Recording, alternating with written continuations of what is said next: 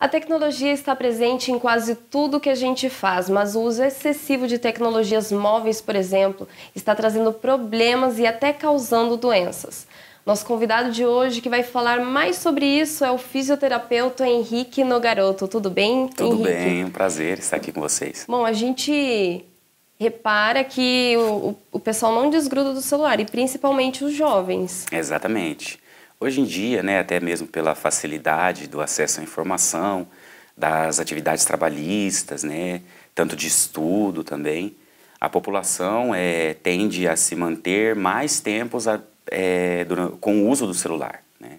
E com a introdução do smartphone, que foi o boom tecnológico da década, aí, principalmente nessa alocação de todos os recursos que antes você tinha de um desktop, né, você tem na palma da mão, junto com a mobilidade de você poder trabalhar, de você poder estudar nos mais diversos lugares, né? E isso trouxe esse costume, né, essa necessidade das mais variadas populações aí em utilizar o smartphone. E isso traz alguns prejuízos para a saúde. E quais são essas doenças que estão aparecendo? Geralmente, nós observamos em que as síndromes relacionadas ao segmento pescoço, né, nós chamamos no ambiente clínico do segmento cervical, são as síndromes que mais se manifestam nas pessoas que usam rotineiramente, tanto como instrumento de estudo ou como instrumento de trabalho, para suas mais diversas funções aí, diariamente e até em excesso, né, a utilização do smartphone, por exemplo. E isso traz esses prejuízos onde o paciente pode ter cefaleia atencional, alterações posturais, até distúrbios da visão, distúrbios do sono, né? E entre outros aí, né? Alguns prejuízos ali músculo-esqueléticos, no caso. É porque isso que você falou da visão, nossos olhos não estão acostumados a essa luz constantemente. Exatamente. E também o fator que nós observamos maior é pela redução do tamanho da tela, né? Antes você tinha um desktop onde você trabalhava com telas de 20 polegadas, né? Isso para sua visão te dava um conforto muito maior. E essa tela hoje em dia passa por uma tela de 7 polegadas ali.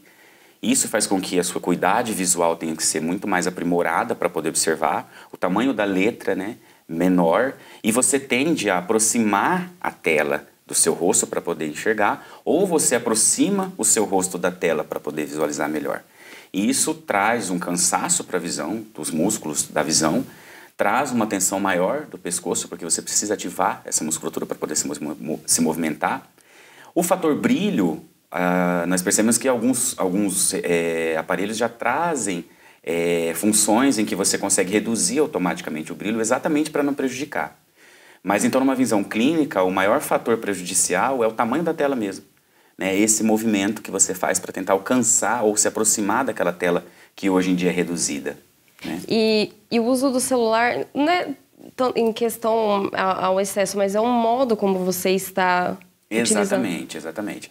Nós observamos em alguns estudos que já foram feitos que o tempo ele não tem relação com as doenças. Né? Nós estabelecemos uma relação maior com a forma de se utilizar. Então, posições incorretas, né?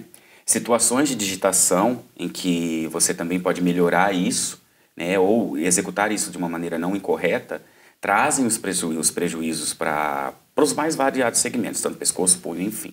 Né?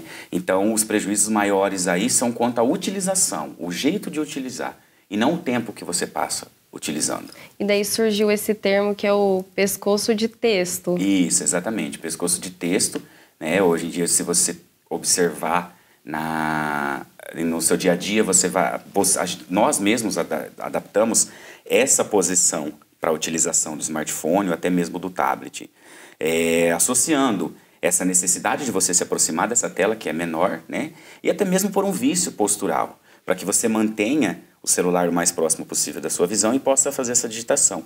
Então, esse pescoço do digitador ou pescoço de texto é o que está trazendo os prejuízos clínicos que nós observamos, né, no atendimento de pacientes. E aí com todas essas síndromes aí que a gente já citou.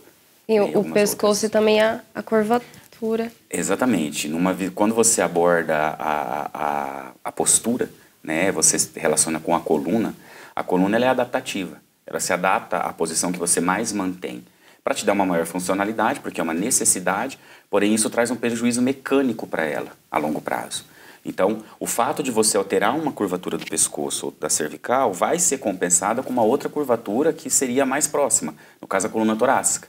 Né? E isso você gera uma reação em cadeia pela sua coluna, em que você pode ter vários sintomas presentes no pescoço, no meio das suas costas, ou até mesmo embaixo.